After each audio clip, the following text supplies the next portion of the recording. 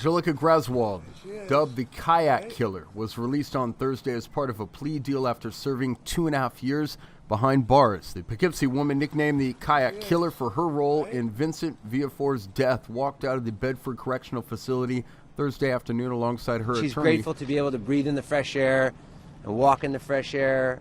But, you know, to be sure, reconnecting is going to be difficult, and reconstructing her life is going to be difficult. Her day-to-day, her reality is much different today than it was 32 months ago. Ryan Hedrick, WNY News Now, where coverage comes first.